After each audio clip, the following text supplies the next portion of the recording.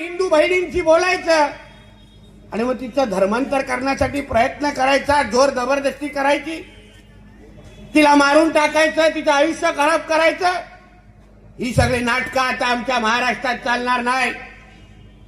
थोडा वेळ थांबा. तुम्ही आपल्या राज्य सरकारच्या माध्यमातून आपल्या राज्यामध्ये देशातला सर्वात कडक धर्मांतर विरोधी कायदा आम्ही तुम्हाला आणून दाखवू आणि आमच्या सगळ्या हिंदू बहिणींना सुरक्षित करून दाखवू. नाही वळवळ करायला देणार या हिरव्या सापांना. खूप मजा मारली तुम्ही लोकांनी महाविकास आघाडीच्या टायमाला. सगळे अब्बा होते तुमचे सगळे सरकारमध्ये तेव्हा. सगळे नाटकं होते, पाकिस्तान जिंदाबाद बोले होते तेव्हा महाविकास आघाडीच्या टायमा. आता नाही, आता मस्ती करायची नाही. अहो हा धक्कादायक प्रकार विषय. प्रशासनाला मी सांगेन जरा डोळे उघडा.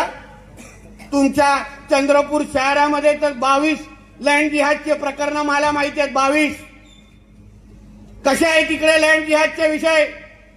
कोण संरक्षण देत आहे? कशाला संरक्षण दिलं जात आहे?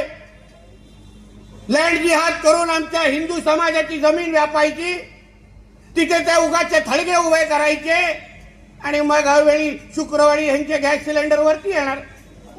कशाला सहन करायचं?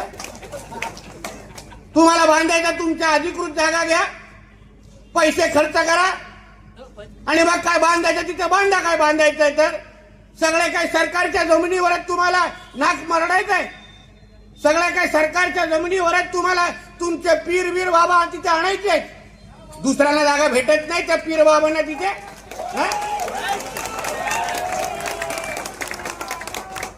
तेच मी तुम्हाला तसं पण तुम्हाला सांगतोय, पीर बाबांना ना यांच्या मोहम्मद पैगंबराला मानणारा जो मुसलमान आहे ना, तो पण ह्या यांच्या पीर बाबांना तो हे लोकांना मोजत नाही. तर आम्ही कशाला मोजायचं? तुमच्या आपसात भांडून काय आपसात मरायचं तर मरा, आम्हाला काय पडलेलं आहे? पण तुमचे लाड आम्ही करण्यासाठी हे सरकार नाही. आम्हाला गरज नाही. उगाच लांबून चालन, उगाच कोणाच्या मांडीवर बसून आम्हाला कोणाचीही उगाचचे लाड करायचे नाही. जो कायदा जो नियम हिंदू समाजाला लागतो तोच दुसऱ्या समाजाला लागेल, असा सरळ स्पष्ट नियम आमच्या सरकारच्या काळात आहे.